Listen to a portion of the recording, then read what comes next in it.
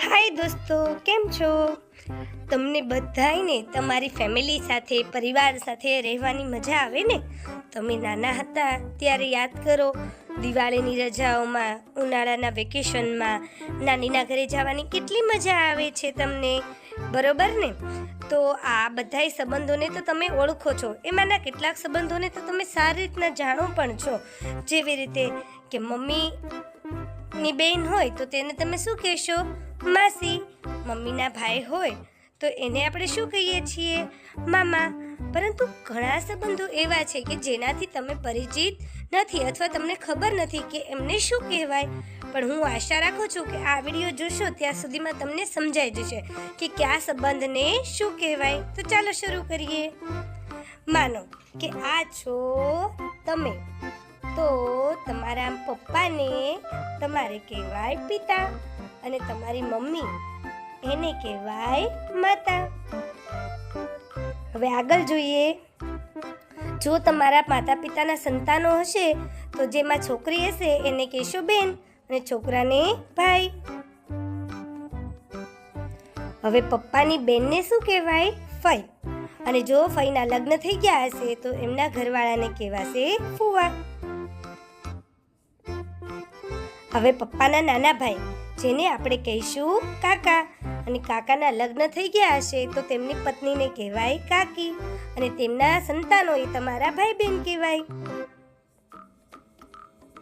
હવે પપ્પાના મોટા ભાઈ છે તેને આપણે બાપુજી કહીએ છીએ અને મોટા બાપુજીની પત્નીને મોટી બા કહેવાય અને તેમના સંતાનો પણ તમારા ભાઈ બહેન કહેવાય. હવે પપ્પાના પપ્પા જેને આપણે દાદા કહીએ છીએ અને પપ્પાની મમ્મીને શું કહેવાય? દાદી. હવે પપ્પા તરફના સંબંધો જોઈએ તો ફઈ, ફુવા, કાકા, કાકી, દાદા, દાદી, બાપુજી, મોટી બા, આ બધાય પપ્પા તરફના સંબંધો છે.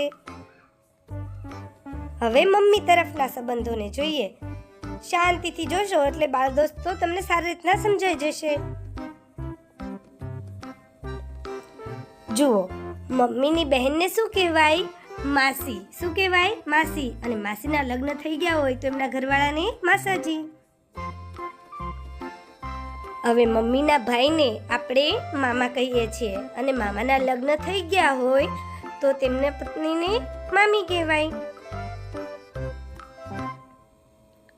હવે મમ્મીના પપ્પા જેને આપણે નાના કહીશું અને મમ્મીના મમ્મી જેને આપણે નાની કહીશું.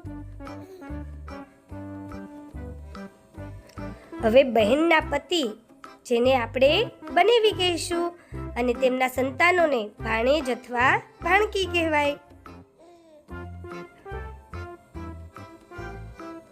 હવે ભાઈની પત્નીને ભાભી કહેવાય અને ભાઈના સંતાનોને ભત્રીજા અથવા તો ભત્રીજી કહેવાય. હવે માનો કે તમારા પોતાના લગ્ન થાય, તમે છોકરો હોય તો પતિ બોલાય અને છોકરી હોય તો તેને પત્ની કહેવાય. હવે પતિના નાના ભાઈને દિયર કહેવાય અને તેની પત્નીને દેરાણી કહેવાય. હવે પતિના મોટા ભાઈને જેઠ કહેવાય અને તેમની પત્નીને જેઠાણી કહેવાય. હવે પતિની બહેનને નણંદ કહેવાય અને નણંદના લગ્ન થઈ ગયા હોય તો તેના ઘરવાળાને નણદોયા કહેવાય. હવે પતિના મમ્મીને શું બોલાય?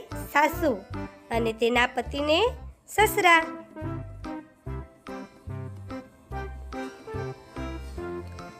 હવે પત્નીના ભાઈને શું બોલાય?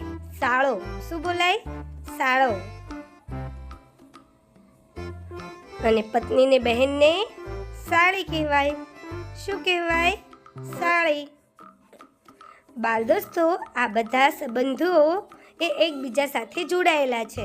હું આશા રાખું છું કે આ વિડીયો જોયા પછી તમને થોડો ઘણો પણ સંબંધો વિશેનો ખ્યાલ આવી ગયો હશે. આવજો ભૂલકાઓ.